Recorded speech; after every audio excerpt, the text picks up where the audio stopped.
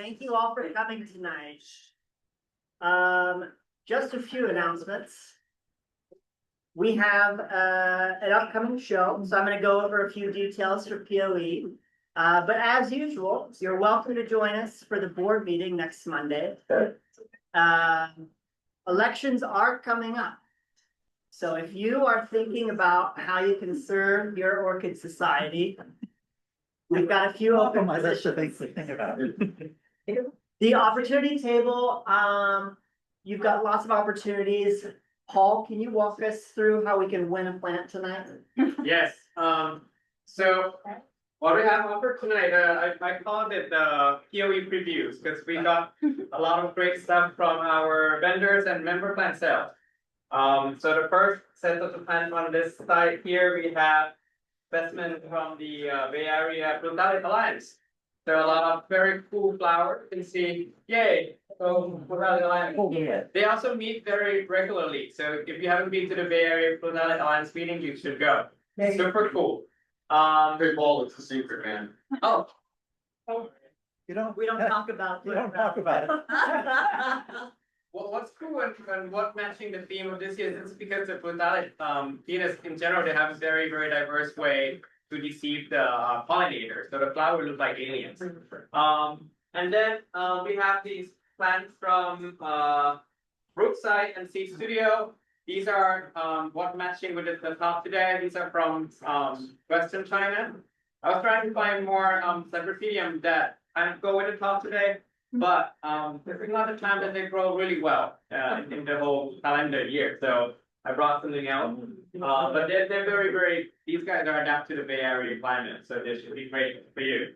And then we have this group of plants here that from last meeting was cool that I actually met with the farm, the breeder themselves. If you're familiar with Columbias and all these like almost every Columbias that are in commercial sales here, you notice the name Zyra, which actually the name of the breeder, the farm in Thailand. So these guys are directly from the farms actually. So what's cool about them, these are all different, the crops you see here are from the same crop.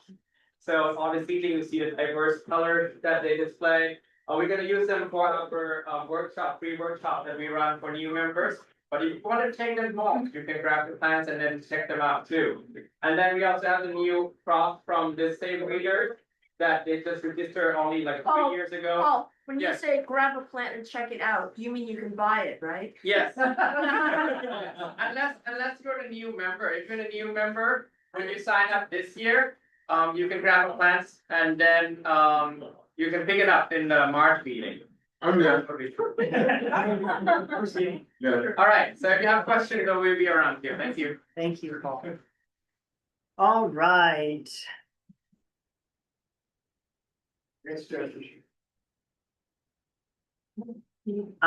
As always, we have the judging down at Filoli and in Sacramento. That's going to be first Tuesdays at 6:30 and first Wednesday. In case you haven't heard, we're going to have the Pacific Orchid Expo on February 28th. Well, 27, 28. And you are, I guess, let me just get a raise of hand. How many of you have a car? Have a car. Have a car. How many of you have metal on your car? How many of you want to increase the value of your car with a magnet? I'm sitting on track. Yeah. All right. Come see me after the meeting. Got a handful left. All right. Yeah, let's see it. Yeah. Yes. Put me in the category. Okay, ticket costs, we're not gonna spend a lot of time. It's live, online, Eventbrite. All members should have gotten emails about your tickets. If you didn't, contact me or let me grab them with that later. That's the QR. If you use the email for your Orchid Society membership, you can redeem your $5 ticket from Eventbrite. Don't pay full price, take advantage. Yes, Yeah, or the discount volunteer. is automatic if you follow the link in your email. Yeah, should. It was. Okay, so I made a whole slide, but then Ron told me to downplay doing this right away, but I said most people procrastinate. But anyway, the information about entering plants. So Carm is in charge of the display for the society, which is gonna be on the stage this year in front of the stage. But Paul and Ron are in charge of plant entry, which is when you bring in the plant, we have to give it a label and put it in the system, so we keep track of all that stuff. You want to judge? Yeah, so, there's a whole process with a Google form, it's electronic, you need to do it before you come ideally, so we have the tags ready for you when you show up. But you don't need to do it today, so, but you can make a list and you can err on the side of things you think you're gonna bring. Make a list and then, edit it. What else? So yeah, if you have questions, contact us. There's rules on how you do it if you've never done it before. Once you've been through it, it's easy. Ribbon judges. We need your, I'm in charge of ribbon judging and I always need ribbon judges. You don't have to be experienced. We'll teach you everything you need to know. So if you want to do ribbon judging, you can email me and I can put you on the list or just be here Thursday after lunch. And we'll start doing ribbon judging. so the AOS, the official AOS judging occurs in the morning, like 9:30. Yeah. And then ribbon judging is like when you see like first place, second place, best in show. So you get to walk around as a group and look at everything and decide who gets what. And so it's fun to get to see everything that's in the room. And then you're out of there by 3 or 4. What's your name? Ron Norris. On Norris. Thank you. Yeah. Okay, moving on. Member plant sale. So as a member, one of the key things you get to do twice a year at POE and at Orchids in the Park is to sell your plants. So if you haven't done this before, you need to send me or send us a list. Now, for the there's a pre-sale, so if you haven't done this before, the main sale is live at the event. So we have a big booth with all member plants for sale. And you get 75% of the price and we get 25%. And we pay the sales tax, which we have to deal with all that.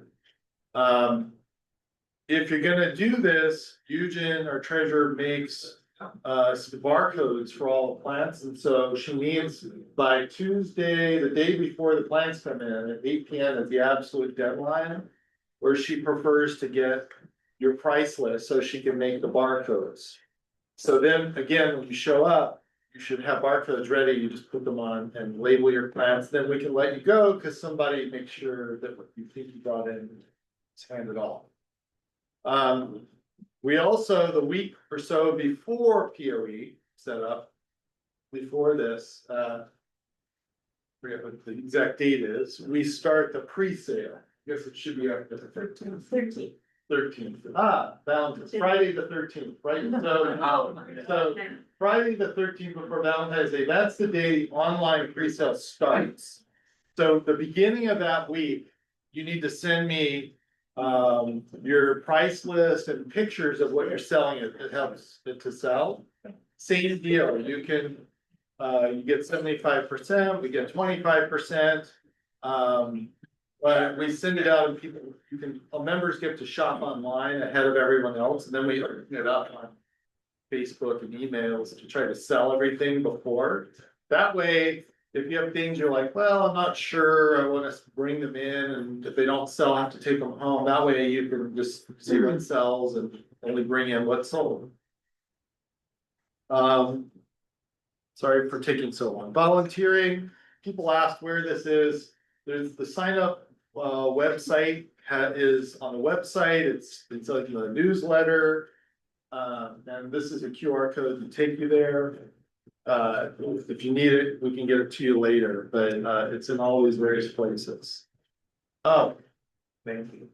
Phyllis is here somewhere. There she is, the cookie lady. So, Phyllis, Wave. kind of organized folks to bring in cookies for things, and it was very appreciated. Let's get it simple. Everybody bring a dozen cookies every day you volunteer. Yeah, so you can bake cookies, bring in cookies, and we'll add that to what we give to vendors and volunteers. As part of our hospitality effort, so yes. Bring cookies. Cookies. New members. All right, do we have any new members here tonight, or is anyone online joining us for the first time? Well, you all are welcome. Thank you for joining. Oh. Okay, so we are going to, per our bylaws, we need to show the slate of officers coming up this summer. So right now, we have an open president position, an open vice president, and one board member position. So if you are interested, we are accepting nominations, but here's the, as of now, the slate of officers I for. nominate Derek as president again. Nice try. Derek will decline your nomination. Derek is, I'm busy being past president. Oh. Someone has to do it. Past person, you know. We just back you up on that. All right, am I missing anything? Oh, this is an ad, so again, I bought my greenhouse from these folks like, Okay. couple of. Over 15 years ago, Yeah. 2008. It's a redwood greenhouse made in Portland, it's a great company. They sent me something asking if we could, let people know if they're considering buying a greenhouse. They're running a little promotion, you can get a $250 discount, and they'll donate the same amount to the society, or you say that we refer you. So we're gonna start advertising this and see if we catch anyone. And if you have questions, let me know, I can tell you more about it. They can talk to you about the greenhouse. It's a very nice greenhouse. Oh, yeah. Very good.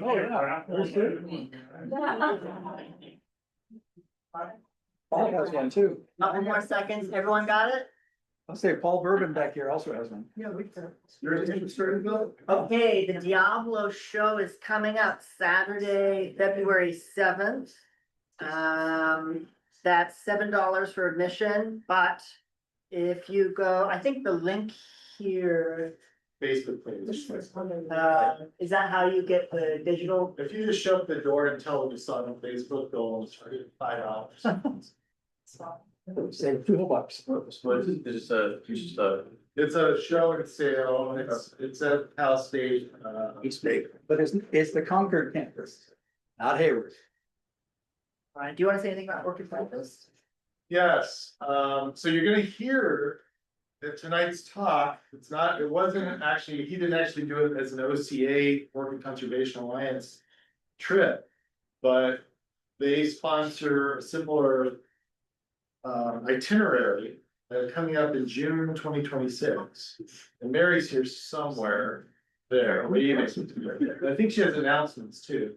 But anyway, this has just been one of the next trips, it's on topic, but if you're a member of Orchid Digest and you let them know and you registered for an OCA trip. You can get $100 off. And they'll also donate some of the donation that will go all to conservation, and we designate some of it to go to Orchid Digest. There are brochures up front at the member table. Do you want to say anything Yeah. else, Mary? Yeah. So I'm Mary Garrettson, I'm the president of the Orchid Conservation Alliance. For those of you who are not familiar with that, we're a 501c3 organization, and we raise money to conserve orchid habitat. We have reserves in several places in South America, and since we started, have raised over $1 million and preserved lots of acreages of primary forest. And one of the ways we raise money is to take people to go see orchids in the wild. We've been doing that since 2010, when we took our first year. We used to do 1 or 2, now we do 5 to 7 a year. This brochure, which is at the back, table there, is about the tours we're doing this year. One of them is the trip to Yunnan. We also have a trip to Tibet that is coupled to the trip to Yunnan, or you can go independently to Tibet. It's very rare to get to go to Tibet. That's not in this, but if you look on the website, you can find it. But contact me. It also talks about our trip to Rhodes before the World Orchid Conference. There's still a few places left on that trip. And then we're going to Colombia in the end of July, beginning of August, and that's timed with the big orchid show in Colombia. A big parade, it's famous, and it's an amazing show. And then if that isn't enough, we have 2 tours in November to Nepal. You may not think of Nepal as a hotbed of orchids, but it's amazing what's there. And we're going to have an orchid tour on what's called the Orchid Trail. November is a great time to go to Nepal because there's no pollution and you can see the Himalayas. If you go in April, there's lots of pollution now. The first time I was there, I never saw a mountain like that. Except from the plane when we came in the landing. So this, you have these absolutely gorgeous views and you're walking around and there's orchids all over the place. And then there's an orchid conference. And then after the orchid conference is a trip to Sichuan National Park, which has tigers, crocodiles, birds, one-horned rhinos. It's a really cool place. So that's all in here. So take a look and visit our website for more details. Thank you. Oh, and I think she might want to do the next one too. Oh, yeah. So the other hat, Carol. So I'm partnered with Wenqing Perner, who owns Hengduan Biotechnology. We created a US company so that you can order online through the website. Website's up there. It specializes in Chinese orchid species, but also all kinds of interesting ornamental plants from China. They come in twice a year. The shipment this year is coming in after the WOC, so it'll be the first week of April. There's literally, I don't even know how many things are on the website, over 1,000 different things. Pictures of those things either directly there or you can link in it. Thank you to John where he went, because a lot of the pictures are his. And the deadline for putting your orders in for this shipment is February 28th. And that's because everything comes in with all the right paperwork, sightings, phytosanitary, goes through, all of the proper legal steps, so you're not smuggling orchids. Okay, thank you. And you can pick up your shipment Oh, from in here. San Mateo. Yes, so if you want to save on shipping, you can pick them up at my house. Or show people. Everyone got your QR codes?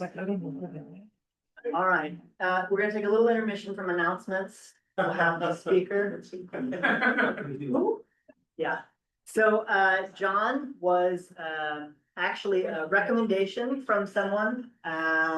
So if you guys have speakers that you want to hear, please let us know. We can bring in people.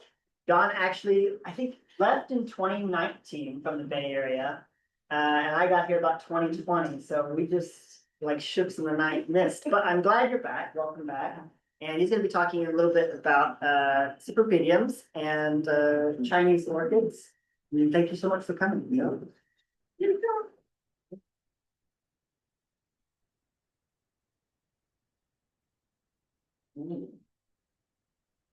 Forward, backwards, and backwards. Okay, I'm sure I'll figure it out. Well, it's wonderful to be back and it's amazing here in front of a very full house. It's great to see so many people excited to hear about orchids. But my talk is not a disappointment. I wanted to frame this around some of the orchids that I found most unique, beautiful, fascinating, and colorful in the area. But I will say this region of the world is incredibly biodiverse, both with animals and plants. So what you see tonight is just going to be a tiny fraction of what's possible to see in this area of the world.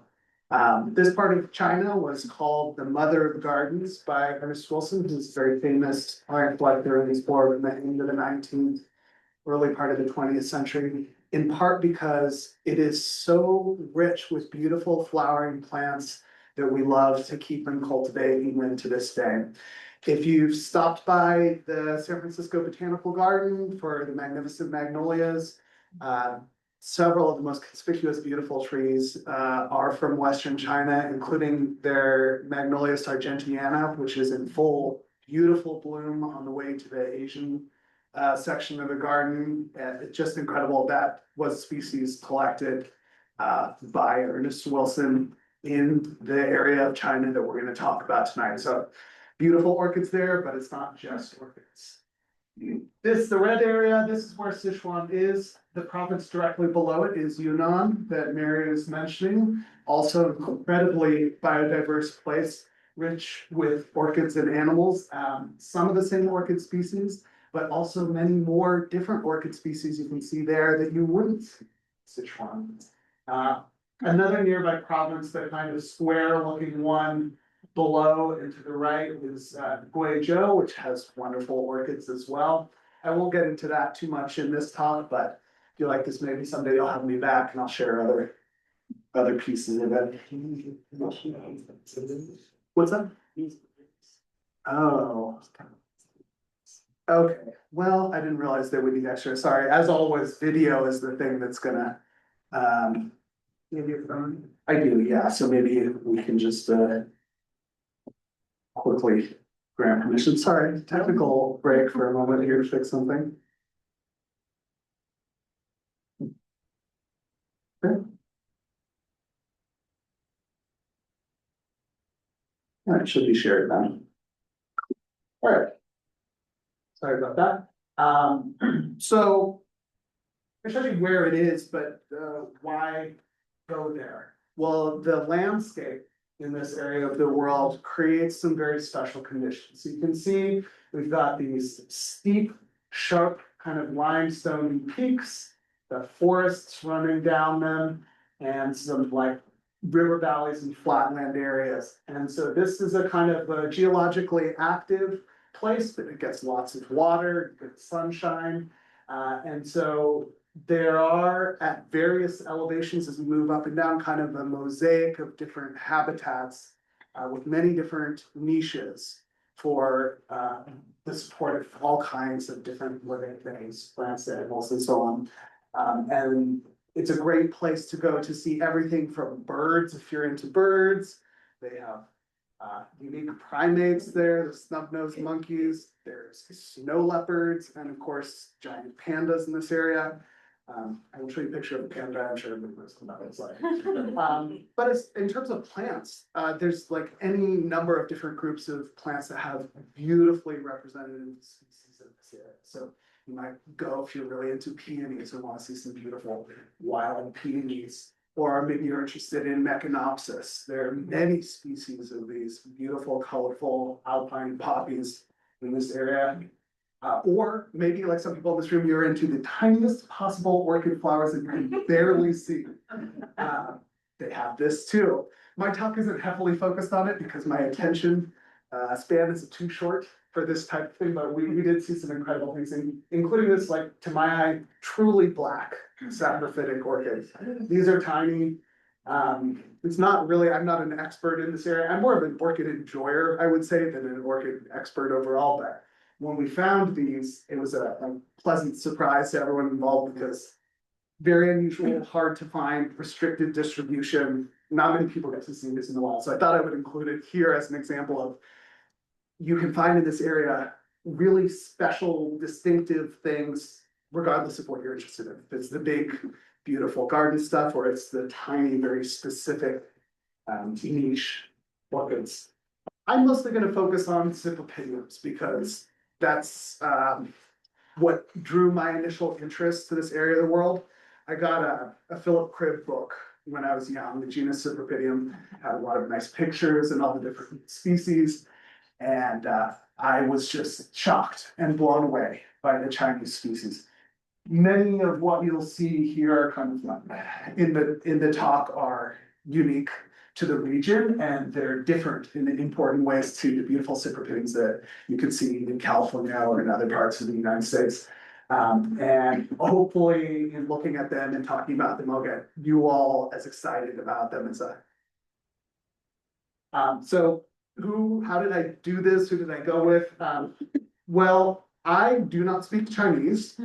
And China is a vast and very different country, so I could not have done this alone. And both times I went with a small group. This is in the front and center there, that's Wenqing, who you heard mentioned earlier from Hengduan Biotechnology, and also who organized the trips that I went on. And this is kind of our group. We had, that's a local guide there giving the thumbs up. This, as you can see, if you look in the back, we're in the Panda Reserve here. So this is a special access area that they took us into. And then of course, our driver, stand in front of me, Mr. Joe. All transportation was arranged, which was key because as you can see, you'll see when we go through this talk, we covered a lot of ground to see the many, many species of orchids that I'm going to show and talk about in just like a few days.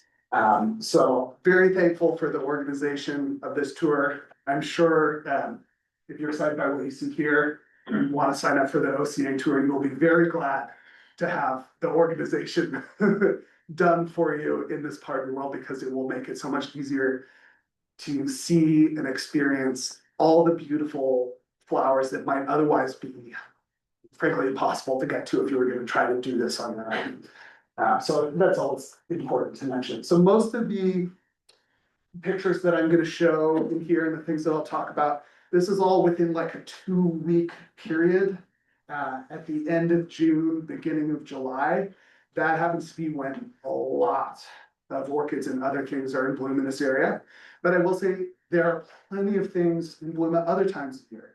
For example, if you're interested in gentians, beautiful alpine plants, there's a big bloom that I was talking with Ron about in September, in fall. Or if you go a little bit earlier than I went, you'll be more likely to see some of the unique spotted leaf Cypripediums.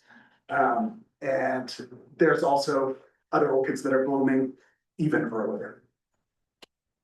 So for my trips in Sichuan, first I flew into Chengdu, which I'm not an expert on China culture, history, or whatnot. So I didn't know anything about Chengdu beforehand. When I got there, I discovered like, oh, it's a city of 25 million people that I've never heard of. It's literally bigger than every city in the United States. It's incredibly clean, it's beautiful. They have a metro system that's bigger than Paris's that they built in like 3 years. And they have stuff like this. This is a mall, a random mall that has an aquarium so big they have whale sharks in it. So just, you can see like the reflection of the lights. It's just to give you a sense of like how different China is than here. This is just some random place that I'd never heard of and walked to buy some underwear when I got there. So in addition to the beautiful natural scenery, like you're likely to have fascinating, really kind of perspective changing cultural experiences that I'm chatting to. But I'm not gonna focus too much on that. I basically just flew in there and then we straight away headed up into the mountains because Chengdu is kind of a lowland area. Big rice cultivation, warmer. And we started our trip by going up this gorge along the main river. And the first exciting thing we saw, and I had to, we had to stop and get out and see, was William regali blooming in this valley. That's something that I grow outdoors in the garden, love it. It's very common plant now, but it's an introduction from this area in China. And you can just imagine what it would have been like with the plant explorers coming there, seeing for the first time this beautiful giant lilies. This is a sense, see, this is a steep rise, the valley, a little bit pixelated, you can see there's just massive lilies growing up on the rocks in little piles of debris. And the crazy thing is, people go and collect them and bring them to their house. And then they put a, like a fertilizer from the animals or whatever around at people's houses. You'll see these William regali that are like 10 feet tall, 30 flowers, and just crazy. So going up the river valley, increasing in elevation, we saw a lot of beautiful things just kind of whizzing by our stops at gas station. It's incredibly biodiverse, as I've said so many times already before, like, and so many of the things I don't know too much about, but could just identify in a general sense, but there's just really a range of beautiful things everywhere you look there. in springtime. And so we spent most of the first day going up and up and up. It's something I didn't, like, I understood this is like the eastern edge of the Himalayas, it's much bigger mountains than we have here. But it was interesting and kind of surprising. The first day of travel, we came up to this pass and then we're looking out towards this peak, which is called, the name means like Snow Treasure Mountain or Snow Treasure Peak. Unfortunately, I don't want to butcher it. But this is a mountain, just a random mountain that we're driving over a pass to, is more than 25% taller than the tallest mountain in the contiguous United States. It's a huge, giant mountain. You're also at 14,000 feet right now. Yeah, so you get out of the bus to get around, you can see there's still trees, which is crazy, that in most of North America, the tree line is 11,000, maybe 12,000 feet. So there's rhododendrons growing up 13,000.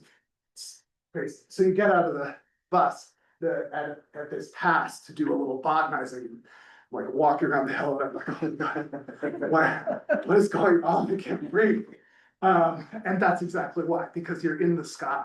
And it's quite shocking to me, like, spent a lot of time in Colorado and stuff with it. Oh, we have like all these big mountains and everything. There's entire like million square kilometer plateaus that are above the height of the tallest mountain that we have here. So it's just a landscape completely different to what's available.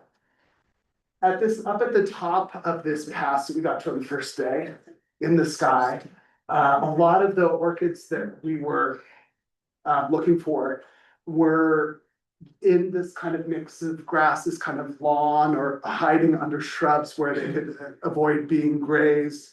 And oops, the minute that's my hand gives you an idea, a lot of these are quite small, tiny little, beautiful, delicate flowers, but a lot of like stepping on stones and so moving slowly. And it's kind of a miracle to see because there's like open grazing, so people will have their yaks and other things up in the passes, and then somehow these beautiful little flowering plants are still just poking up and blooming through wherever they can. There's a number of this interesting kind of same style of the purple beak-shaped flowers.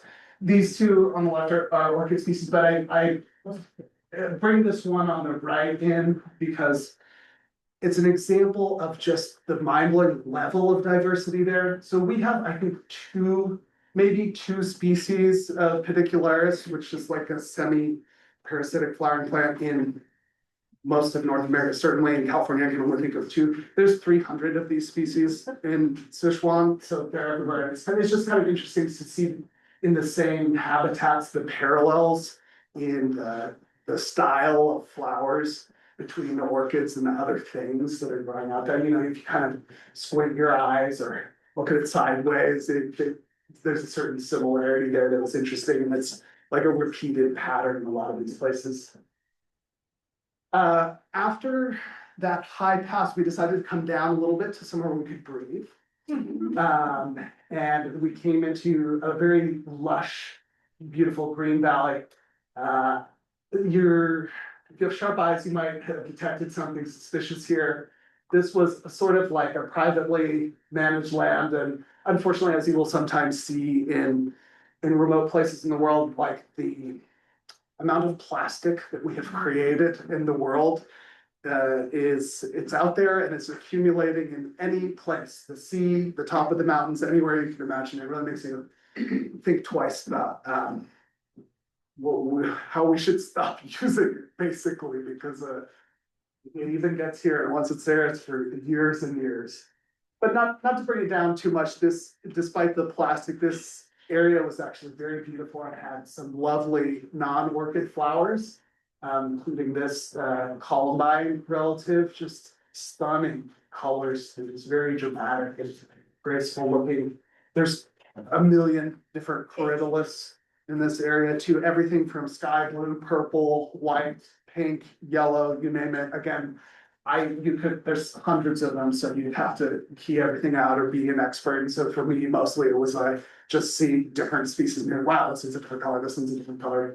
And it's all there, every day there. And love some lovely gentians. Again, most of these are blooming in the fall, especially the bigger ones, but even in springtime, there's beautiful, super colorful flowers just scattered around everywhere. It's quite a magical feel to be exploring these places. And this is the environment in which we found the first blooming Cypripediums of the trip. So this is Shenxiansi.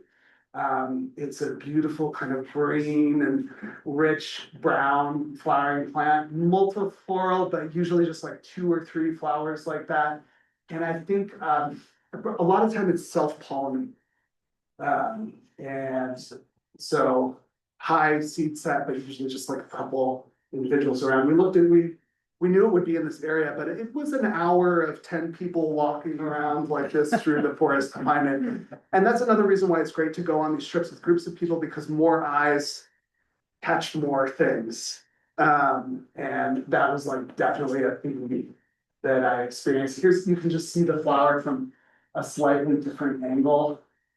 It was beautiful. When we finally found it was quite a nice vignette, because we were looking around in the forest and it felt like a movie. It was like a shaft of light coming. It's like, oh, there it is. And it was literally just this one plant. That's it. And so, like I mentioned before, there's kind of this continual succession of environmental change in the area. There's a rock slide will come through, clear things out, and gradually forest canopy will regrow. So as things transition from bright to shady, populations may fade in and fade out in different areas, but hopefully as long as there's enough overall space and enough different locations and different stages of succession, then the microscopic orchid seeds can kind of move on the currents and continue reproducing, even if in a certain place like this individual plant eventually disappears because the conditions have changed. Right near this area too, lots of other beautiful non-orchids. There's tons of clematis growing there. I think this is, I'm not really an expert, but you see, the interesting thing about this is it has more sepals on this individual than you would normally see. Normally it would be 4. So I just thought that was kind of interesting. And then this is another clematis species, Hengduan, beautiful scrambling over rocks, bright yellow bells everywhere. And then this is another one of the literally hundreds of species of Pedicularis growing right by this rushing creek there. This was all kind of in the proximity of the Shenxiansi. Nearby, a little further down the valley, and Ron, you can keep me honest on this if you think this is what this is or not, is what we were calling and thinking of as Cypripedium calcicola. I'm not a taxonomist, so this one always gets me because I want to say calcicolum. Like I don't know why the gender doesn't agree between the. It's because the suffix icola means growing on or growing in. So it's not a gender. Yeah. It's not a gender. Okay, all right, well, see, there you go. Now I'm learning things here too. But that brings up a good point, growing on. So if you look here, this plant, these are pieces of limestone. And they have basically a very thin layer of moss, a tiny bit of organic matter on top of it. But it's growing on a pile of rocks. So there was a rock slide down the side of the mountain. First would have been bare rocks. And then gradually the moss and things creep in. And on this tiny, minuscule layer of organic mat, I guess the seeds germinate with the fungus that's living there. And this whole beautiful plant is just surviving in this tiny layer. So it gives you like a kind of interesting insight to what it is that these things need to grow. One, like if you're going to build a bed for it, maybe you just crush up a bunch of limestone and set it. And you get a little bit of organic matter there. But 2, like you better have really good drainage in winter. And the climate there is like kind of what I would think of as reverse Mediterranean. It's a monsoon climate. So in winter, there's cold, dry wind coming down from Siberia. So it's not very wet in winter.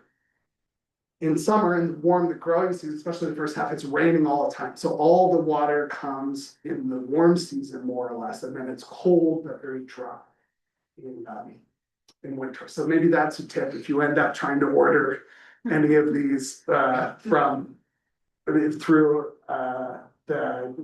the March order. So that's actually true of a lot of the Chinese orchids, is they leave it dry in the winter and lots of time. But in some, so that is the reason a lot of people go for this like. Yeah, Very important. yeah, you have to be brave or very dedicated to try to grow these terrestrial ones. In my opinion, I mean, I don't do it, but I would consider it to be something to be very difficult here, but not impossible. I'm sure you just have to be very thoughtful about that kind of climate control, especially because it's kind of the opposite of what we would get if you were just to try to grow them in the garden, I guess. That said, there are hybrids available with a lot of these that are a lot easier to grow, more robust. In the Pacific Northwest, I have some hybrids of Asian species that are fine with what I would consider to be the modified Mediterranean climate there. So colder than here in winter, not as warm in summer, but nevertheless, a lot of precipitation in spring, fall, and winter, none in summer, and those do fine in the ground, in the garden without extra protection. So my recommendation, because my only experiences with the hybrids, or my only success, I will say, is with the hybrids, is I would suggest if you want to try your hand at that, start with the hybrids. And then you can be sure that they're not coming from the wild as well. Just a comment about that, some of the hybrids that do best here is when you cross the North American or European ones, the Chinese ones, so they're more tolerant of that total change in the quality. Yeah. I'm just hybrid there. Exactly, yeah, that's a good point. And there's some really lovely crosses of those two, like Regine and Flavam and pubescence with some of these. It's nice. Yeah, sorry. So Cypripediums have a very strong mycorrhizal connection, right? Yeah. Have you, is that something that's? It's not something that I have tried to consciously manipulate. I mean, I understand that fact partly through just like how little of a substrate these have, that they're clearly, the nutrition is being facilitated probably by that mycorrhizal connection. But yeah, I don't have personal experience with trying to manipulate that or do anything like that. But maybe Wenqing does, because she has beds full of them and all kinds of stuff at the. Beds are gross in the where they grow, so the fungus is there. Yeah, native mycorrhiza. But there are people, there's a guy in Germany who has basically done something with this garden. He's written a book. Remember Sichuan Wolfgang or something? Yeah, he does them beautifully in Germany, in the ground, year round. So it's possible. Yeah. Art in itself to Yeah. figure out how to get the soil right. And for me, I esteem that to be, that's an expert level cultivation for sure. So that's why I say, like, if you really love these and are into them, I think Plant Delights has some of those North American Asian hybrids. There are other retailers that have those that you can look out for, and might be a good thing to experiment with. Coming further down from where we saw the Shanxiansi and Calcicola, we came down this very steep river gorge. This is also a famous gorge, but you can get a sense of it here. Like, this isn't a stretch photo or anything. This is an incredible grade here, and you can see every once in a while the stone underlaying the forest just slides off, and then you get bare patches, and you get those openings in the forest where more light's coming through and big piles of rocks and a kind of like churning succession of different micro environments. And so it's a good place to look for these orchids that are growing in small populations of really specific areas. Also, there's a lot of other really beautiful things. So one of the areas that we were going to start climbing up those steep sides to look for orchids, we were remembering the place we should start climbing because there's Magnolia wilsonia, which is a plant named after Ernest Wilson. It's an incredible beautiful flowering tree, perfumes the whole area around it when it's blooming. And you can see with my hand in these pictures, I'm holding it because this is what it's like, it hangs down. So when you're climbing up the steep cliffs or whatever, it's kind of nice because they're like these beautiful perfumed lanterns hanging down, you know, and it's great if you're there when in the bloom because it's a very distinctive marker of like where you need to go in the forest. However, sometimes I've been there when they're not in bloom, and then the forest, it looks like it's just a million different leaves. There's as many species of trees there as anything else, and so when stuff isn't in bloom, it's like very hard to find your waypoints because there's no trails. But this was a marker to one area where we knew we needed to start climbing up those steep ravines in order to find a few other species. The first time I went there, we were a little bit late. It was end of June, July. And so we found the plants of Sichuan, and we even saw someone had set seed, which was great, but we didn't get to enjoy the beautiful flowers that year because they had just passed a little bit. So I'm gonna cheat and I'm gonna show you pictures from another time I went. This is the same place. And now you can see what it looks like when they're actually in bloom. They're just these almost alien boat-like looking flowers. They don't fully open out like other Cypripediums do, where you would see the laterals fold away from the lip. So it remains sort of cupped and closed like this, and a very sort of surreal, almost cartoonish find when you compare it with the more sort of like traditional garden beauty of like, oh, the peonies and the magnolia and stuff that's blooming all around in this area. And you see this something, it's like, oh, this is quite special. And again, this is on one of those really steep walls of the canyon. So just getting to this is like, it was quite a struggle because there's no paths or anything. It's just through just climbing up there, looking all around. And this is one of the spots where the canopy, over the years, we saw the canopy closing in. So I kind of wonder, I don't know, 10 years, 15 years, if this will be they'll be still blooming there or not. Yeah. Somebody stole them. No, this. But we went higher up. Uh-oh. There's Yeah. still plants higher up, but those are that. Yeah, I guess that's always the danger too with these type of things. And like, I'm not talking too much about the Paphiopedilums in this lecture because it wasn't the focus of this tour, but when we would go and see those, it was very much to find them that they're going to cliffs and other places now where it's like quite dangerous and extremely difficult to get them because while they used to be in other places, the demand or just the interest is stripping them. So yeah, that's tough. And even the spotted leaved ones too, I think are like even more challenging to grow than some of the other ones. So it's a little bit sad to hear that that was the fate here. They're still there, just it's got to the point now where it's very hard to get roots up the mountain. It's like Yeah. we're up and it's really steep. Yeah, and it's that whole thing where it slides, rock fall, and it's not as that stable.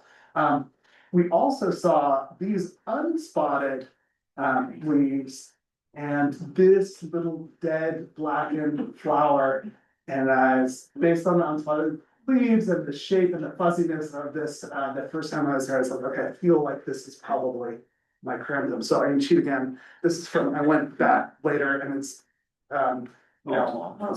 Cute. this is the tiniest, my thumb is in there to help it focus and just to show.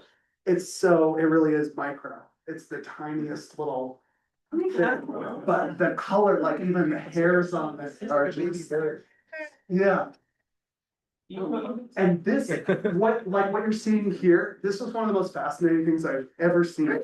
So this moss, it's growing on kind of a network of roots of trees, and then underneath it, there's a creek flowing. So it's like roots above the water, and then there's moss on it, and then this is just growing through that mat of moss there. And this one was very hard to find. But it took like, in total, it was like 5 or 5.5 hours of walking around to find this. But it was very satisfying, despite the fact that it was just the tiniest little thing you've ever seen. If you like these tiny flowers, there's actually a few more species like this with the super tiny flowers in this, but don't worry, we'll get to the big ones soon. Further down from where the Sichuan and the micranthe, and then actually I went back later and we saw Petrocylum, which isn't in this, but if you've seen the ram's head lady slipper from the eastern United States, it looks very similar to that. So those were all growing in the same area, and then lower down on this steep slope, we also found one Calanthe, which has this like beautiful fuchsia colored fringe lip, just one random plant. And this is how, like some things I'll show were in huge groups, like hundreds or thousands, sometimes of flowering stems, but a lot of stuff we would just find like one random plant. So again, it helps to have people, you first of all got to know where the general area to look, but have lots of people with our eyes peeled looking around. Also in this same area, a little bit more on the exposed side, there's plenty of beautiful, just like plants where you could totally see how when the plant explorers were there in the early part of the 20th century or the 19th century, they would just be like, wow, what's this beautiful new thing? We gotta bring it home and put it in all the gardens. So, nice deutzia. And then even the epipactis there are just like leveled up. You know, we have like helleborine and gigantea here, which I think is beautiful, but the epipactis species there, just the color and saturation was really something special to see. And also in the same area, we had we saw a lot of these distinctive giant heart-shaped leaves, looking around, and a few of them were still blooming / had not had the flowers yet. These are the giant Himalayan lily, Cardiacunum giganteum, sorry, I misspelled there. But those are something popular, like a Far Reaches farm in the Pacific Northwest sells these a lot, so they're very popular in gardens up there because they're these giant monocarpic plants, you grow them for a few years and then suddenly have 15-foot tall stem full of beautiful flowers, and it was very cool to see them just growing roadside around, although it does seem that the flowers get cut a lot, which is too bad considering, you know, the energy that they. There's hundreds of plants, so they're really safe. Yeah. They just pull them and cut them for cut flowers, they don't keep the plants out. Yeah. Which you can see why it really pulls attention, they're huge, you know, giant flowers just growing by side, but also lots of tiny little cute things that you have to get down on your knees and see. And again, even though this wasn't the main time of year for the gentians, still plenty to see in this area. So throughout our travels, we were spending our days out in the fields a lot, and then we would stop at like family inns or whatnot, and then just have like big family style dinner at the end of the day and breakfast at the beginning. But we did find some really interesting, very beautiful rubus at various places there. I didn't identify two species, but they were fantastic little field snack. We also ate a lot of yak meat, especially when we were up high, which was interesting. It's a good way to get some red meat. We had it dried, we had it roasted. It was a nice break from pork, because that's the other big meat. Yeah. What was the best form of it, dried or? I'm not a big beef jerky guy, so the more beef-like it was, the wetter it was, the better for me. Yeah. That actually, it's kind of nice. There's a lot of vegetable dishes at dinner, and then like something with pork usually, or a pie. Sometimes we have the yak, and it's great. Sichuan also, I was not familiar with Sichuan pepper before I went there. Very distinct. Yeah, it's the first time I had it. I felt like I licked a battery. Yeah, because I just assumed I was only familiar with, you know, like capsicum, chili. The pepper, and so I assumed that it must be something else. It's not at all. Like, no, you're not having a stroke. Yeah, exactly. It feels it's a very, but it's great. And I kind of like got to say, Yeah, that's right. We have that in San Francisco, Sichuan restaurants. Yeah, and Peppercorn when I'm doing lips. exactly, and somehow I guess I just never went when I was here, so it was a surprise for me there, but I. That's Sichuan pepper. Ah. Good, yeah. It's, if you haven't tried it, you should, it's a very distinctive, thing, it's very fun. No, what are those berries? They're rubus, so like this, they're kind of like raspberries, these ones came off of, just plants we found out there. And that's huge, long, silvery canes, and they are very sweet, not really raspberry flavor, but kind of like tropical, really nice. I couldn't identify to what they were, or if it was a cultivated variety of something I just wasn't familiar with, but, it was a nice little snack. And then this is when we were up there, in the places we would stay. One area we stayed in, like kind of a big traditional Tibetan house that has space for lots of people and everything. And this is kind of like what a dining room situation might look like when we come back at the end of the day. Got this big giant metal stove that heats up and then kind of warms the room, a lot of tea. And like just sitting around, talking, eating, relaxing in the kind of communal spaces, a nice way to do it.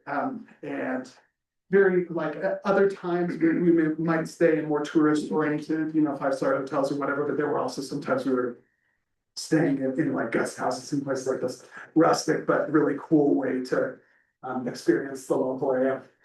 So one of the highlights of this whole trip was going to the Wenqing Valley, which you can see here, but I just feel it still does not really do it justice. It's a special place where there's a geothermal spring, and the water there has a lot of calcium bicarbonate dissolved in it when it's inside the earth.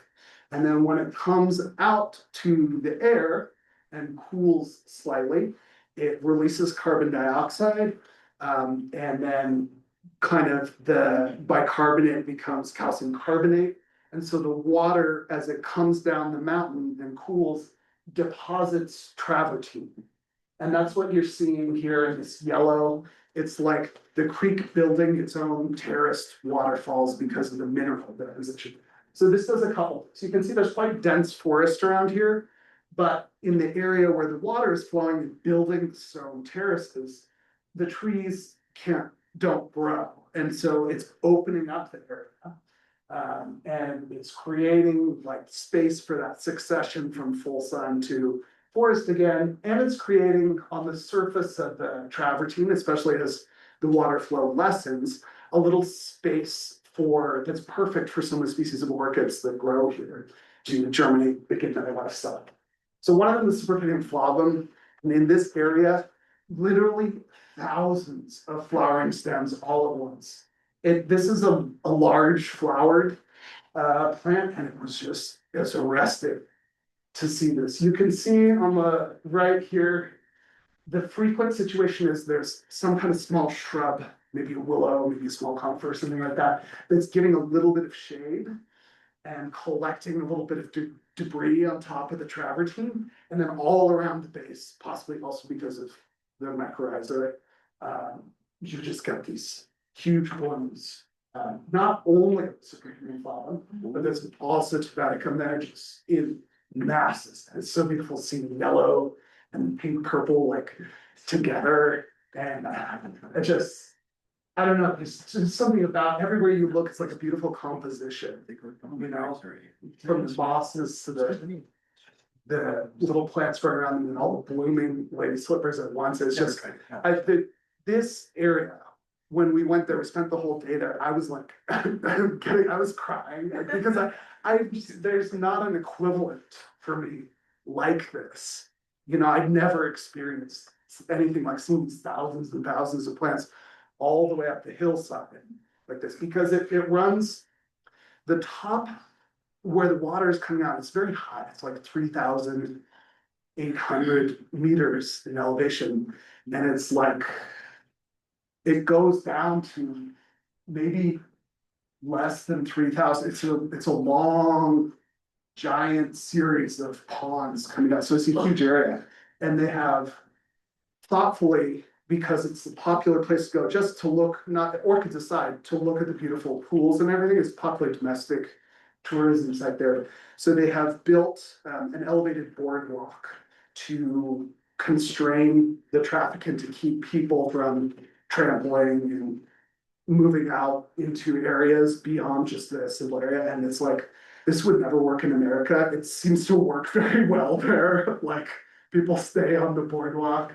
There were, the day that I was there, most people were not even like, certainly nobody was, there was no noticeably picked flowers or anything like that, which is just, I feel like you just have a really hard time restraining that here, but it was like, in general, like pretty good, you know, conservation behavior from the visitor public, which was cool.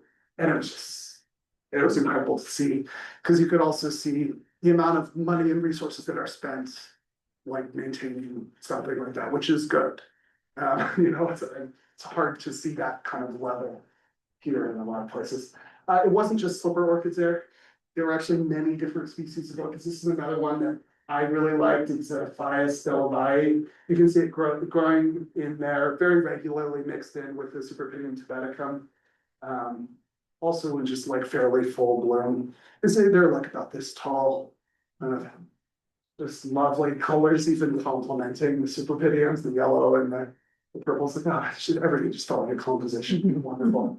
And we have some tiny little flowers there for the people that are really into that. So this one is Cypripedium bardolphianum. It's another one of these itsy little ones, kind of like brown or sometimes a little bit like tan or greenish. It's a little bit hard for me to get a photo, but there you can see my fingers again. So you get a sense of like, it's a tiny little thing. And this is growing all in there.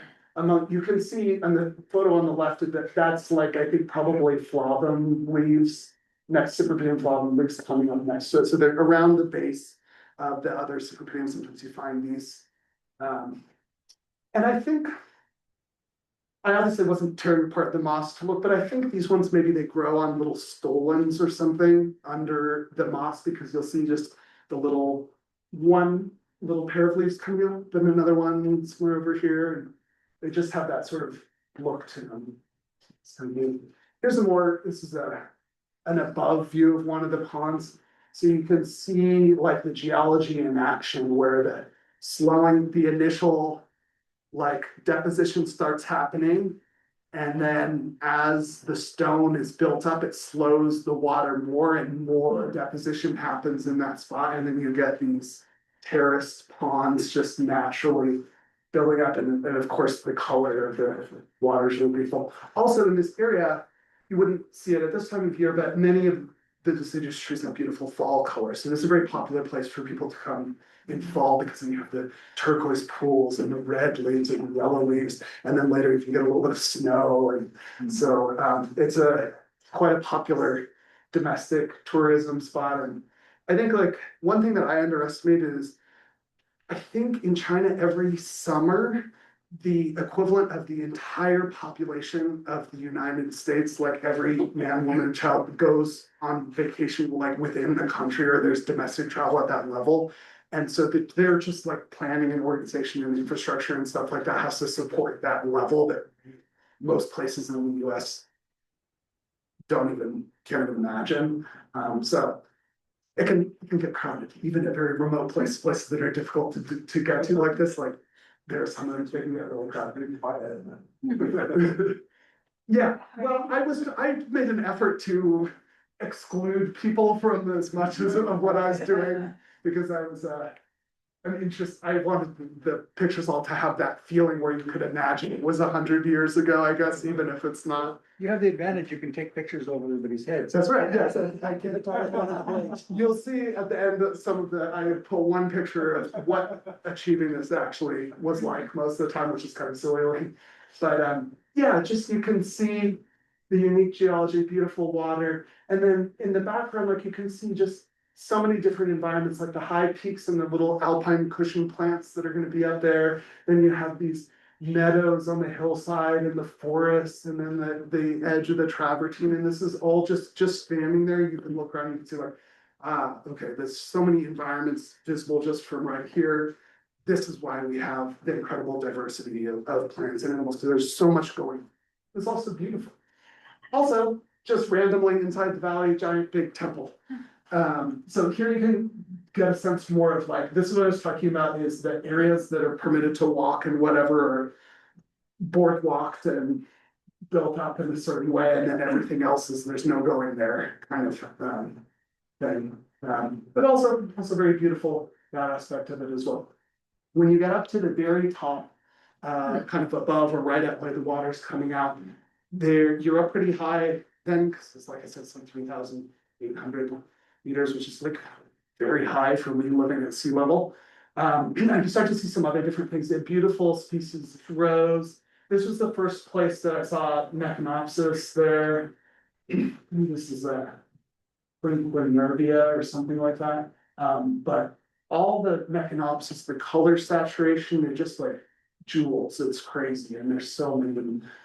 Tons of primulas, different primulas. I didn't include that many here because you never know what people are interested in or not, but I just wanted to give you a sense of, yes, there's huge fields of thousands of orchids in this area, but then there's also tons of other things to catch your interest and to inspire you. After our visit to the Wenqing Valley, we had a travel day where we were going over another high pass. Here you can kind of see, like, this is the road, this thing here, and there's just the back and forth and back. It was busy, and there's like 30. It's called the 17 Yes, turn road. exactly, and it feels like a lot more than that. And then this is just a random place we stopped where you could kind of see, like, in all directions, lots of mountains. It's a nice little kind of monument. It's hard to see at this size, but this is a Tibetan script. We were moving into and out of historically different like ethnic group areas throughout this whole tour. Up high, when I'll show just briefly some plateau stuff in the Tibetan area. Incredibly beautiful, but a lot of Tibetan religion and monuments and stuff like that scattered throughout this whole area. It's interesting to see. And also Tibetan people selling things. So this is something I bought from them. This is a pear, I guess. It's a black pear. I don't know the story. I was like, why is it like this? But it turns out this is very good. It's like an Asian pear, I guess, and it just tastes. It was about $4, which for there is a huge sum of money. But it was like, well, somebody had to bring it up to the top of the mountain, I guess. Yeah. I'm not in the habit of like bargaining with people, and they're gonna start with a high number. And You could have gotten it for one. I'm sure, yeah, but I was also just like, well, I don't know. Yeah. That's kind of my approach. So up in these high pass areas, you can see like here, we start to get above, there's a lot of rhododendrons and other like still shrubs even up here. This, I believe this is one of those areas, was like 13,000 feet. It's way up there. It's like above everything except for Mount Whitney, the top of Mount Whitney here. And yet there's all kinds of stuff going on there. These huge cushions of beautiful, a lot of them were blooming like this one. It's like, because of the wind and the UV exposure and everything there's a lot of these plants that grow as a cushion, a dense little bit of plant life barely covering the surface in the middle.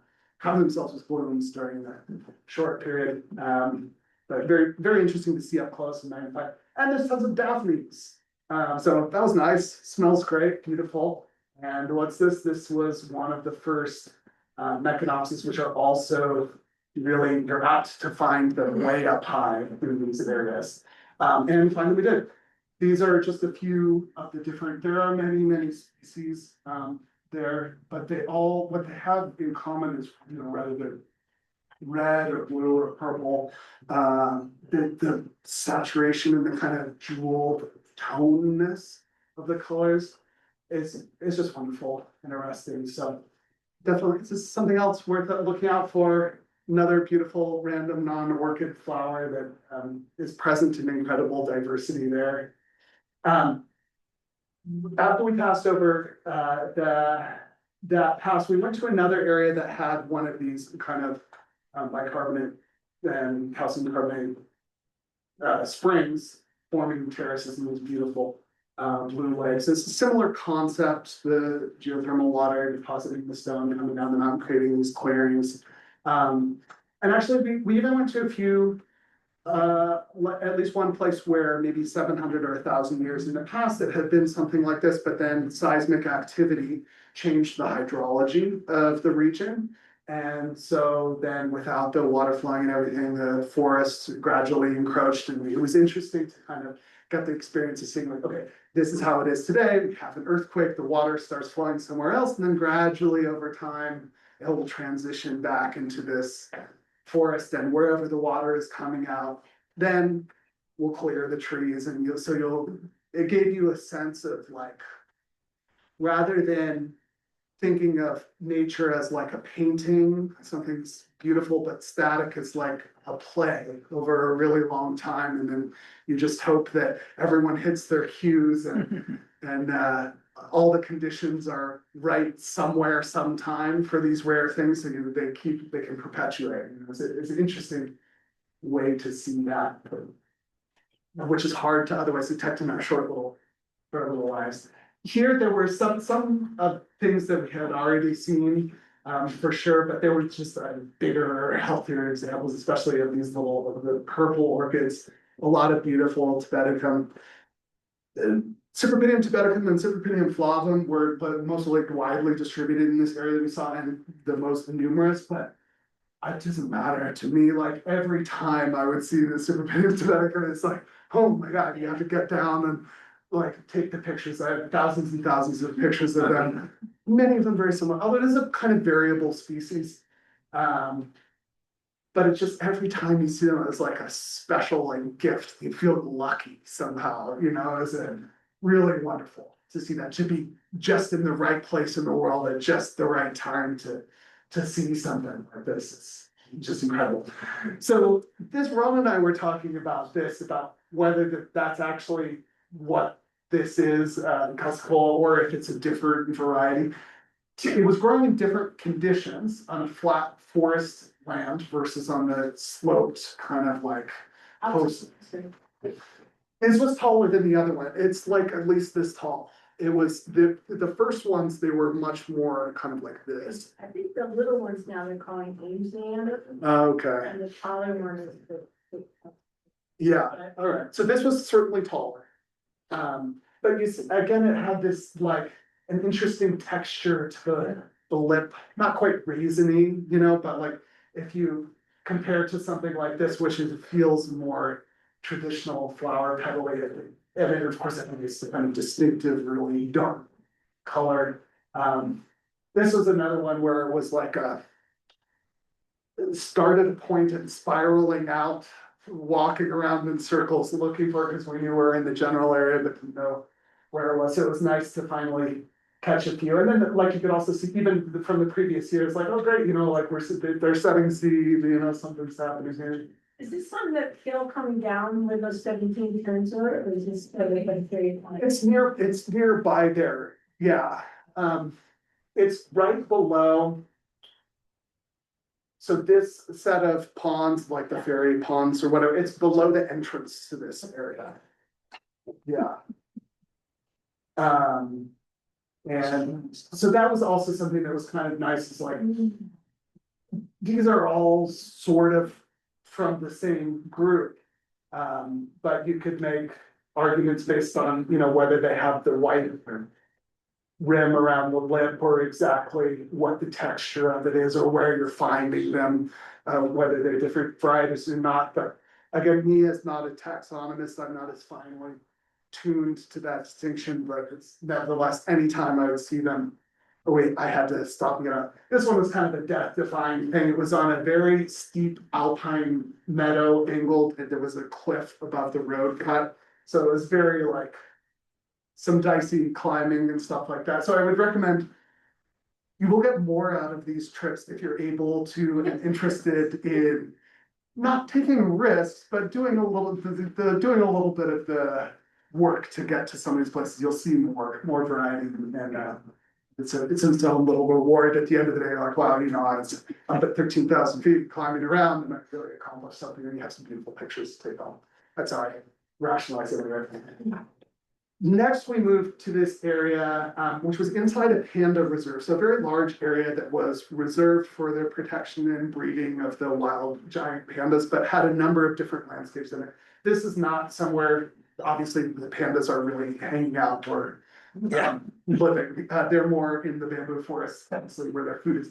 But this is an area, it's a kind of a gorge again between these really steep peaks. There is naturally some forest there, but again, big slide paths that then create a succession of environments back to the forest. And this is where we came to see what I think is, one of my very favorite finds of this trip. And in the lower reaches where there were plenty of beautiful, again, Cypripedium tibeticum. There were these fascinating little, I think it's Amidostigma species. So we saw other, this group I don't know as well. It's a tiny little minute dainty orchid. You can barely see the leaves. You can see it's just growing in this rubble here. But these ones were unique. The related species that were related that we saw were all white, monocolored. They were either white or pink, and this one has an interesting kind of white and pink mixture. And then this was the first place we saw Cypripedium guttatum, which is like pretty widespread. But it was the first time I'd seen it in my entire life, and it's unique in that the flowers of the Cypripedium are very paphiopedilum-like. They don't have the rounded, infolded margins that you see a lot on the on other Cypripediums, like the kind of bubbly pouch, and they're a bit more half-looking, but then still obviously same texture of leaves of Cypripediums and whatnot. But we found only one plant here, which was kind of surprising to see by itself. This was the main thing that we came here for, Cypripedium ferrari. These plants, you can see again, this is on a very steep, you can't even call this a hillside, it's like on a cliff. There was climbing involved to get to this. And it's just chunks, it's growing in these piles of rocks. And you can see there's like a little bit of sedges, grass kind of like stuff growing around, but you look at it and it's like, it's pretty surprising. It's like, how is it getting enough water? Where is the nutrients from? But wedged down in there, there's a little kind of organic bits around the roots, and then probably the mycorrhiza are doing a lot of the work there. But these are small. The plant's like this big. It's got like 2 leaves, and the whole thing is the flower is like half of the whole volume of the whole plant. So we timed this pretty well to see these. I was like very pleasantly surprised. Yeah. So your little pink jobby. Yes. The guy is Perner orchis and flexifolia. Ah, that's what that is. Okay. Okay. This one. Yeah. Good to know. Yeah. Did you see any pollinators? Not on this trip, but on a different one, I have a video, maybe it's for next time, we've got to organize Cypripedium henryi, which is a multifloral green one. I have a great video of a little, some kind of bee wasp type thing, flying all around, going in a pouch, stuff like that. That's the only, I wasn't seeing a lot of, obviously I was sitting there taking pictures, but I wasn't seeing a ton of the pollination in action, even in areas where there were tons of flowers. Some of them, like the Shanxiansi is like pretty clearly self-pollinated, because it's like all the time it has the seed pods on it. Even when there's only one plant, you kind of see the ovaries already swelling and stuff like that. But I think not the case. The interesting thing is we didn't see a lot of natural hybrids, despite the fact that you would see Cypripedium tibeticum and flavum blooming in mass together. And I guess it's the size and something else segregating the pollinators away. But you would think just with the sheer volume of flowers that, yeah. So they're actually different subgenera of the. Oh, so it's just completely incompatible. Right, so the flavum is related to our Reginae. Yeah. And then this is related to, Yeah. Yeah. There is. Guy, when we were teaching a couple of times. We lived in Florida, we had spent 3 months there with little cameras. Studying the pollination of these Cypripedium. Name is Robert Hengduan. Oh, okay. So you might, I know he's written some literature about it. Yeah, Said, but he definitely, spent a long time. trying to- yeah, that seems like it was what it would take as a real structured effort, so I'll dig into that. In this area, has been found before at the natural hybrid between Ferrari and Tibetica. We didn't see it, I think it's very rare. There's one point. Yeah, that would be why, I guess maybe there's not even that one anymore, although this is a pretty protected area. I could and would love to go on and on, but I wanna be sort of respectful of everybody's time. I spent so much time talking about this because it was just my favorite thing to see. But the point of this is just highlight, like you can see where it's growing, it's just all chips of limestone. We've got a few sticks. We've got some grasses, but it really was, you come up to these plants from below and do not ever go above them. Because it's loose. Yeah, and it's just this delicate little thing coming out. I wish you could see how steep this is too. It's a real, gives you a sense of accomplishment to even get up this close. So like I said, the plant's this big, so it's quite a thing to get there. When we were coming back down from this area, we came to a kind of dense forest where we knew that there would be another species, Hengduan, which again is a teeny. These plants that you're seeing here, they're here. You can't even see, they're taking pictures of them, but they're just like, they're tiny, they're this big. And this bank, there's a creek here, and this bank is being undercut by the creek.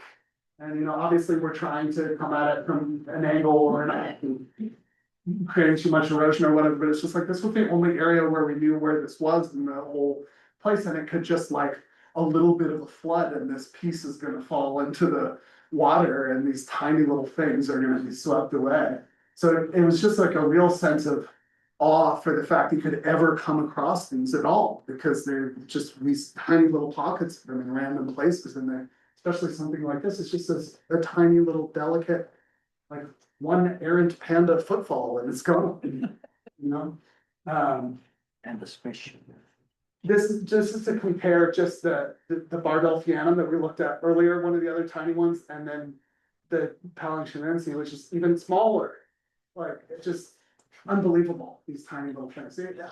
I'm normally somebody who's, again, short attention span and seeing the flavum, the Tibeticum, wow, blown away, but it really gave me, I learned some appreciation for these tiny little delicate, beautiful things, and that was also just, you can see also this is a monitored population, so this is a little tag, this, we're really trying to keep track of everything, make sure they're still there year to year. After this, we went up into this high Tibetan kind of plateau grassland. And I won't get too much into this because while there were some beautiful orchids there, it was a lot of other stuff, everything from fritillarias. A lot of these were, I guess it's a pretty prized thing, Chinese medicine, so a lot of people out collecting the bulbs and whatnot, and apparently getting harder to find, but we did see a number of different species, beautiful fritillarias. And these crazy asters, the Vermentonium, that I've never seen before, but they're just like, they're very distinctive out there waving on the plateau like prayer flags. They're about this tall, so it's a very cool, a lot of great stuff on the grassland. We also just passed through tons of interesting cultural and historical sites. And what you notice about these is, they look so new and so nice. All this stuff is like very restored, and the government is like spending a lot of money on this kind of stuff, which was very interesting because I came with this very kind of biased and outdated perception of, I think, how, like, what goes on in terms of religious freedom and whatnot in China, because like a lot of these were religious sites, and the restoration and everything was subsidized by the government, and it was, whether it's for show or not, it was clearly there was active work being done on these things, which is interesting. This is like a traditional Tibetan style house, which they actually receive, support from the government to continue maintaining and building and living in this certain type of way. This group, and You can see our hosts here in a little bit of traditional dress. They were very excited to host us and, you know, feed us their food and have us stay in their beautiful house. Like, just the amount of effort and beauty of the woodwork and the paint was very cool. Is that Paul Bunyan on the right? Had taller than everybody. Yeah, it's also very interesting to go to some of these areas, the very obvious foreign barbarians. People are fascinated and like very friendly. I've been to a lot of countries where people are like fascinated in a not friendly way, and I never felt any of that here. People were like, they might like point and laugh at me, but like not in a mean spirited way, you know? You could tell that nothing was like mean or like anything like that. So it was very nice and interesting. Look at the size of. Yeah. Yeah. Oh, speaking of feet, that's one piece of advice I will leave too. If you want to go on these tours, boy, you gotta have comfortable shoes, and if you can get them waterproof, that's gonna make your life so much better, because when you're up in up in the village in the mountains like this, and it's been raining for 3 days, they don't have a boot dryer, so you just gotta put them in front of the stove and hope they don't melt, or, you know, whatever. So if you've got those Gore-Tex boots or something like that, yeah, exactly. You're gonna be so happy for that, because as you can see, I was just wearing sneakers, these were completely destroyed by the end of the time. They were very wet all the time. Wool socks are a key. But yeah, it's that and the quick dry shirts and pants and whatever you can wash in a sink and dry overnight. It's not fashionable, but it's great for treks like this. Up in this area, when we were staying in that Tibetan house, this is one area where we did find a mass, I think probably like 200 or 300 flowering stems of the Cypripedium guttatum. It's not a super rare one, but it's one I hadn't seen before, and it was beautiful to see. Here, this is one of those travertine waterfalls. So there's no longer water falling down it. The hydrology has changed, water is flowing somewhere else. Forest is gradually coming back in, but it's still like up above, semi-open canopy. And so that was a spot where there were tons of these. You can see it's growing on a little layer of moss, maybe some sedges and whatnot, but that's all just right over the former path of this travertine spring. So that was always something to look out for in the mountains there. So that's it. I basically, if you liked any of what you saw here or were curious about other parts of it, as we saw at the beginning, there's an upcoming trip to Yunnan, which is again the province that's just immediately south of Sichuan and has similar biodiversity, but also totally different offerings. There's more Heptapetalum species you might see. I heard possibly that the Cypripedium subtropicum, which is like a real holy grail, rare one. That's on our list. That's good. So you may see me there too, because now I'm especially like giving this talk and talking with some of you about it. So I'm very excited to see that area too. It's one place in the entire world. The subtropicum, yeah. It's about 20 plants or something left in the wild. But until we've been able to cultivate it. Oh, yeah, really? Yeah. Back Yeah, in the same region to try to expand the colony. yeah, But it's a very rare sight to see. yeah. That's good because like, you can see, like I don't know, I'm not the best at communicating it, but you can see when you're out there, the kind of like fragileness of these individual sites and how if one little thing changes, then maybe it won't be suitable anymore. And if there's not a backup somewhere else, whether it's seed floating around or another population we don't know about, then these things could just like wink out. That's it. So yeah, you should really consider it because for the subtropicum alone, I didn't know about that, or I would have put a little teaser picture in there, but it's a stunning one. Also, there's other beautiful species like Wardii that are there. Like I said, probably some coffee poems and other stuff. And then also I like, one of the tours that I did was just a random follow-up tour for people who are very specifically interested in seeing one thing that wasn't in bloom at a previous time, and Wenqing organized that small group, and so, you know, I don't know, maybe you want to get in contact with her just in general, or maybe you want to buy some of her wonderful plants in March. And if you're interested in other things, I didn't really go into the animals, but like Sichuan, Western China, this whole area, it's crazy for birds too, and big mammals too. So like, just go while you still can. You know, I strongly encourage you, because you never know what's going on nowadays.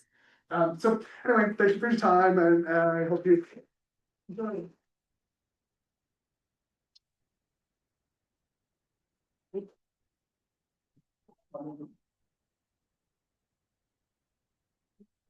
All right, let's get into the show and tell. Ron, will you do the honors? You didn't prepare me. Oh, yeah? Hey, Ron, could you do show and tell? Sure. So we got Dave's, Lelia Anceps, Mount Carmel by So I just want to ask, John, are you leaving? John, are you leaving? No. Okay.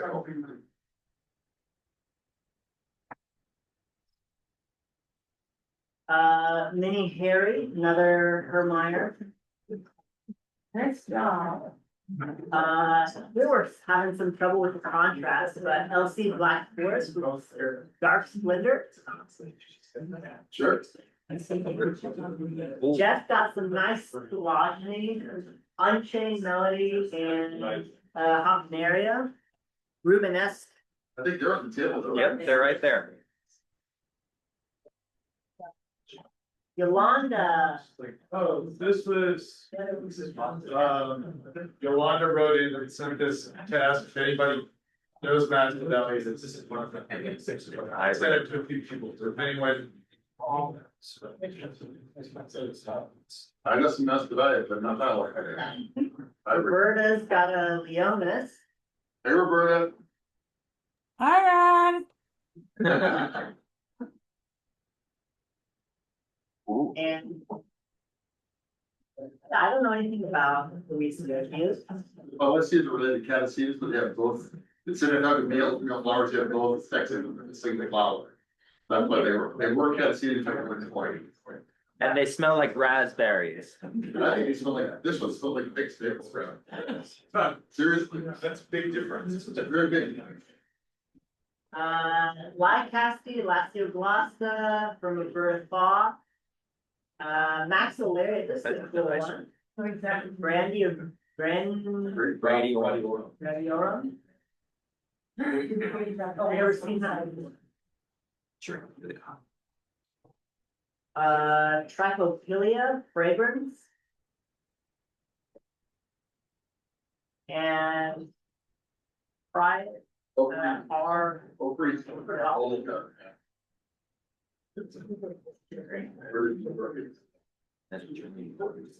oh, and this one, for those wanting a smaller Angraecum, First Elegance, has a really great smell. One of my favorite smelling Angraecums, kind of more vanilla and warmer than most. That's it. Well, Can we have the, Brienne, did you turn on the light?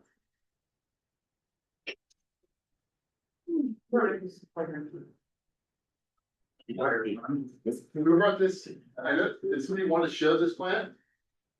So that's, I brought it in just because I thought folks might find it interesting. Yeah, right?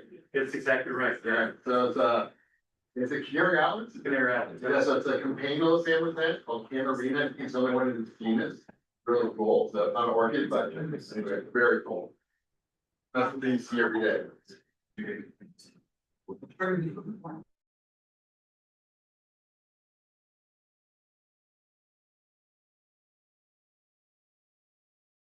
Yeah, that's fine.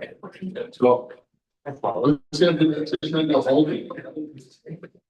Are we holding, you have holding plants out? All right. So, what you've been talking about, I should talk about, what you've been talking, yes, medium-sized wild thing, it's one parent is a species of tree animal, and the other one is a son of. Or I'll just have to take it. That's pretty appropriate. I'm just gonna throw audio on. Is that, Yeah. your microphone's.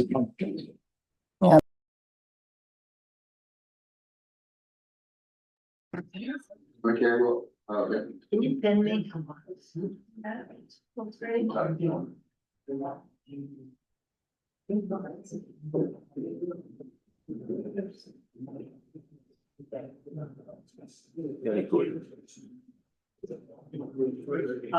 Jeff.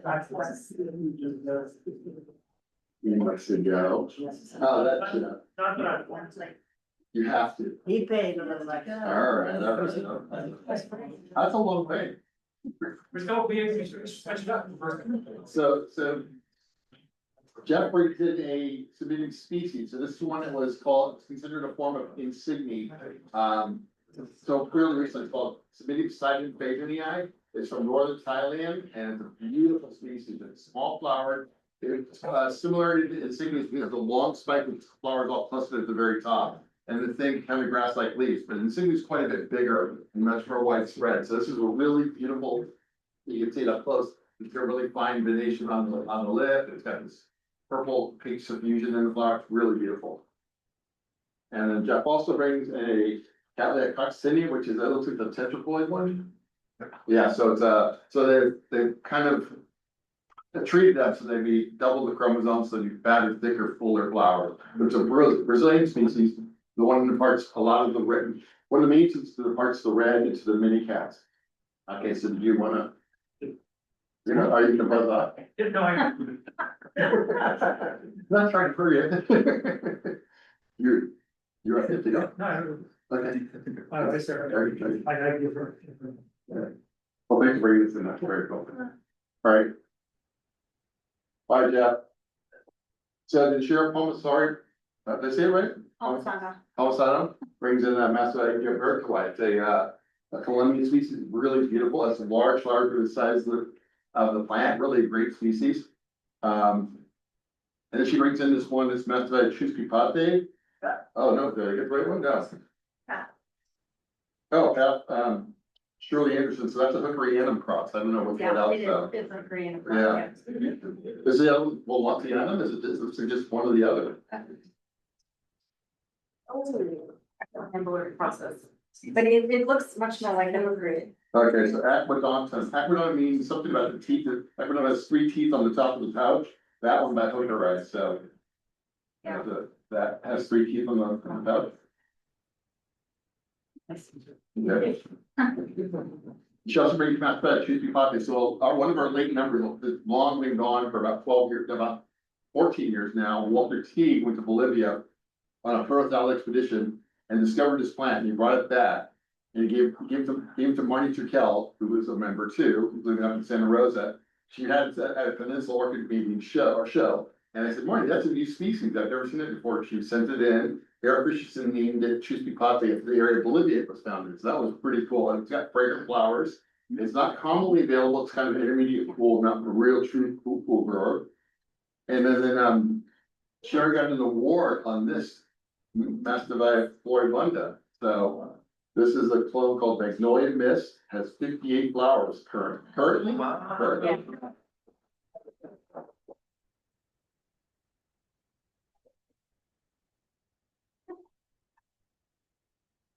We're glad to see that, because, I'm glad to see that, like, doing that, that's great. Yeah. Justin Fang brings in this, Well, next step was actually Brad's plant he gave to me, that I grew, and she got it from me. well, she's better than So this. she's like-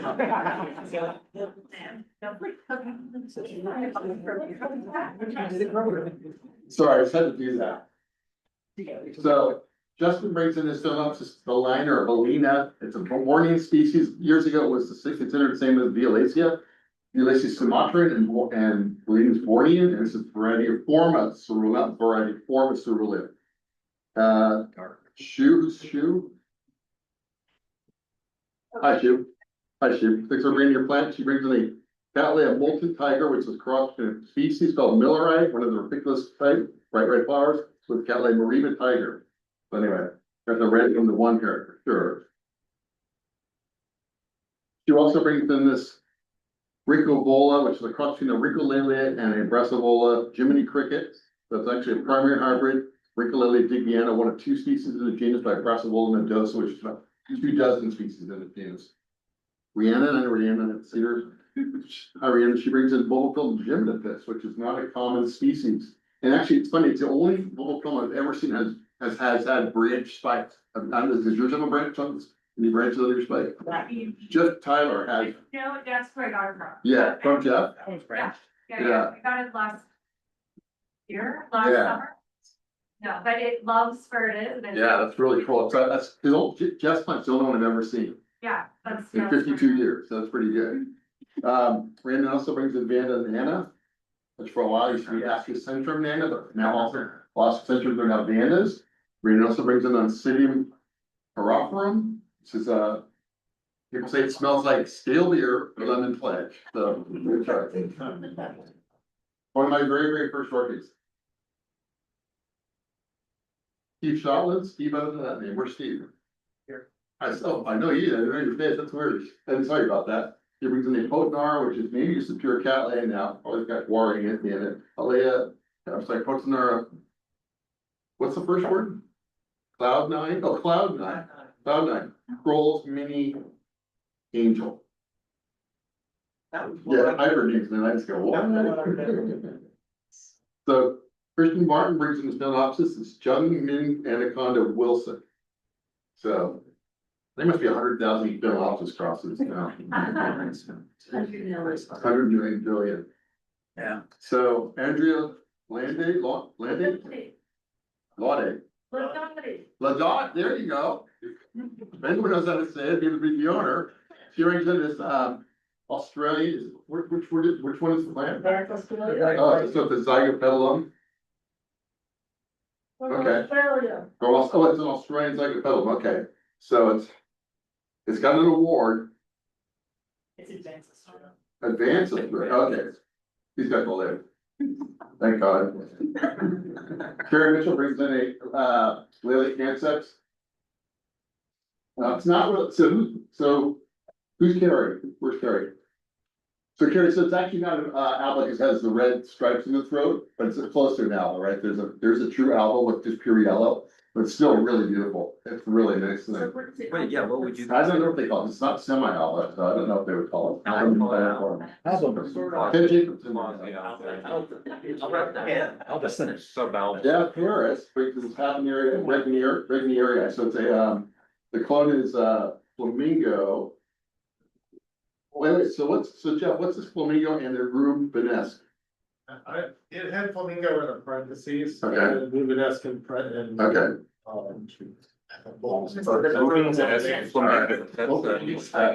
So it's a primary hybrid of Habanero Carnia by it's really beautiful. Look at that. Sorry. You make a better screen than Everywhere like, oh, God, okay, you do this. I can't pronounce any of that shit. So Vince, where's Vince? I saw. Hi Vince. So Vince brings in this Oncidium Siku Marguerite. So it's probably got Carophyrum in it, and it's also got what's called Sotowanum, which used to be a Mitro Rincum. Anyway, it's probably pretty fragrant, I would guess. Yeah. Yeah. So anyway. The dog is from the workshop we gave to the new member last year too. See? Look it back in. All right. Woo. Right? You can just stand on that side. I know, right? So this is Jeff Harris. We saw it on the screen earlier, the Unchained Melody. So this is actually the man-made version of a natural hybrid of Cristata by Flacida. So anyway, this is Unchained Melody, Sasha. I actually planted this from Little Severin. I went through to Panama, Costa Rica. Little's been gone. This is 1997. I got the plant when I went to Costa Rica in 1982. It's that same one. I still have it. Pretty cool. Phyllis Diller, now Phyllis Steeds brings in Dyneema polybulbon, so a really cute widespread species. Someone who's come to the show literally has one bigger than I can spread my arms. And they bring it to the Sonoma show and Sky Worlds, this is something I didn't see now. Yeah, anyway, so it's a widespread species, even comes from Jamaica, Central America, Jamaica, Mexico. And then actually people can grow it up, I know people grow it outside in their backyard, down Silver Avenue in the city. Vince also brings in Dendrobium spotted pony. And that's oh, so that's a Laturia hybrid. So that's a Laturia section hybrid. These flowers probably last for months, right? It's the first time flowering. Okay, so- Noticing that it's flowering on all the old. Yes. So I would expect that to last 3 months of it. That the parentage of this group are very long lasting. Let me go over here now.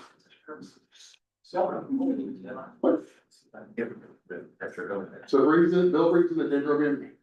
It's, I guess an unnamed, Rex, this is the Dendrobium purple zip, SFOS, standing for Sunset Valley Orchids, and Dendrobium King Zap Red Splash, which is an AMAOS. You know I love these hybrids, man. But so when you grow, I think I've said this before, when you grow the Australian Dendrobiums, don't get their flowers wet. They last twice as long. Get their flowers wet, they'll just fold under. So, and most of these things are so tough, they think they really even need water while they're flowering, so. On water. Yeah, there's gotta be one somewhere. Oh, right. There's a flower in there somewhere. So another Bill's, and this is a Dendrobium Cobber, Violet Gold by Michaela Juliet. That one is an AMAOS, one of the parents. Again, that's the AMAOS. So again, another Australian hybrid complex. Still some buried in it somewhere. Paula Shear brings in the Cymbidium. She had the other one, first one when we started. It's the Cymbidium Eastern Message. Yamato Nadeshiko? Yamato Nadeshiko. I'll go with that. This one here? Was that Eureka style hybrid? Probably. Sort of pretty. They called it one of the parents in the FM, but I don't really know what that is. Okay. Oh, and then this is the Aussie hybrid again, no name, it's got tetragonum and probably all the species that we were familiar with from Australia, so. Yeah. I think it was the last one. Yeah, we did that one. No, That's that. sorry. Oh, no, we did. Yeah, and then we did, I think I was walking around with that label and might have set it down. I think I went over there and did it. Where? Yeah. Okay. Kiwi bear. Yeah. Well, beautiful table, not a lot of stuff, you guys are lacking in the numbers, but we have a beautiful plant.